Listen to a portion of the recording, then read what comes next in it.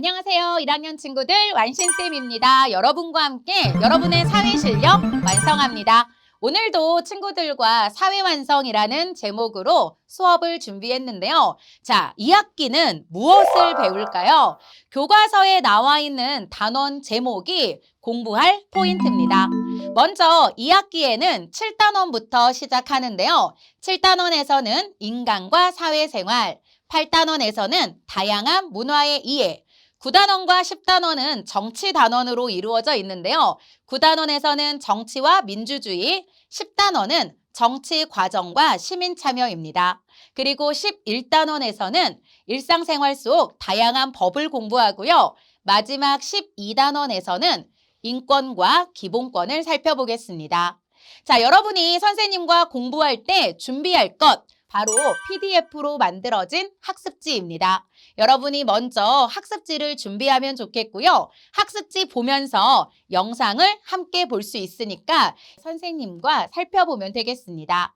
사회는 어려운 과목입니다. 1학기 때는 지리 영역 때문에 우리 친구들이 고생했는데요. 2학기 때 여러분이 꼭 살펴볼 것, 바로 뉴스입니다. 우리가 공부하는 2학기 단원들은 모두 뉴스에 등장하니까요. 오늘부터 하루에 한 번 뉴스 챙겨보기 실천하면서 오늘 첫 번째 시간 시작하겠습니다. 오늘은 여러분과 사회화란 무엇인가, 인간의 사회화 과정을 살펴보고요.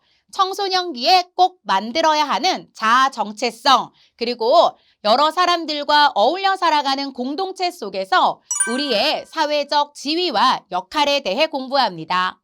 먼저 사회화란 무엇일까요? 사회화, 말 그대로 인간이 사회화를 거친다라는 뜻입니다. 인간은 동물과 달라요. 동물은 본능에 충실합니다. 먹고 자고 싸죠. 그런데 인간은 동물과 달리 이성을 가지고 있고요. 다른 사람들과 관계를 맺고 더불어 살아가는 사회적 존재입니다. 사회적 존재는 사람들과 어울려 산다라는 뜻인데요. 여기에서 인간의 사회화가 이루어집니다. 사회화란 인간이 사회 구성원으로서 살아가기에 필요한 생활 양식과 행동 양식을 학습, 배우는 과정인데요. 여기에서 우리는 무엇을 배우냐? 다른 사람들과 어울려 살아가기 위한 규칙이나 규범을 배우고요. 사람들과 어울려 살아가면서 가치관, 중요한 생각을 배우게 됩니다. 그리고 사람들이 살아가는 모습, 문화를 배우게 되는데요. 이 과정을 사회화라 부릅니다. 이러한 사회화는요, 사례를 통해 확인할 수 있습니다. 인도에서 발견된 여자아이 2명의 모습인데요. 발견됐을 때 이 아이들은 말을 하지 못했어요. 왜? 말을 해본 적이 없었습니다. 왜냐하면 이들은 늑대 무리와 살고 있었기 때문에 자신들이 인간, 사람이라고 생각하지 못했고요. 자신들의 모습도 늑대와 같다고 생각했어요. 늑대처럼 4발로 걷고 뛰었으며 생고기를 먹었습니다. 그런데 이들을 데려와서 계속 교육했어요. 너희들은 사람이야. 2발로 걸어야 돼. 음식을 먹을 때는 도구를 사용해야 돼. 자, 이렇게 학습했더니 이들은 2발로 걷고 서툴지만 포크를 사용해서 음식을 먹게 되었는데 결국 몇 단어 외에는 언어 사용이 힘들었고요. 다른 사람들과 어울려 살아가는데 어려움이 있었습니다. 중요한 것은 인간은 인간답게 살아야 하는데요. 어떤 환경에 살게 되는지, 어떤 과정을 거치는지에 따라서 인간의 모습도 이렇게 달라질 수 있습니다. 자, 이러한 사회화는 우리에게 매우 중요합니다. 개인적으로는 나의 모습, 개성과 자아 정체성, 나의 고유한 모습, 나의 특징 있는 모습을 만들 수 있고요. 다른 사람들과 어울려 살아가는 사회적 소속감, 그리고 여러 가지 생활 양식을 배우고 적응하기 위해 필요합니다. 그리고 우리가 살아가면서 배우고 익히는 모든 것들은 다음 세대에게 전달됩니다. 즉, 이러한 문화가 공유되고 전달될 수 있고요. 이 과정에서 사회의 모습이 유지되고 발전될 수 있기 때문인데 이러한 사회화는 여러 기관을 통해 이루어집니다. 이번에는 사회화, 기관을 살펴볼게요. 사회화는 저절로 이루어지는 것이 아닙니다. 인도에서 발견된 여자아이들도 교육을 통해서 배우게 됐잖아요. 사회화는 여러 기관을 통해서 평생에 걸쳐 이루어지고요. 기관들의 역할이 모두 다릅니다. 왜냐하면 우리가 성장하는 시기에 따라 다르기 때문이죠. 자, 유아기와 아동기, 우리 어렸을 때를 한번 생각해 보면 우리가 무언가를 배우던 곳은 바로 가정입니다. 그래서 집에서 기본적인 욕구 충족이나 정서적인 반응을 배우게 되고요. 아동기를 거치면서 어린이집이나 유치원을 가져 친구들을 만나서 놀이를 하며 규칙과 공동체의 방법을 알게 됩니다. 그리고 청소년기에는 지식을 배우게 됩니다. 어디에서? 학교, 그리고 진로에 필요한 다양한 자질을 배우게 되고요.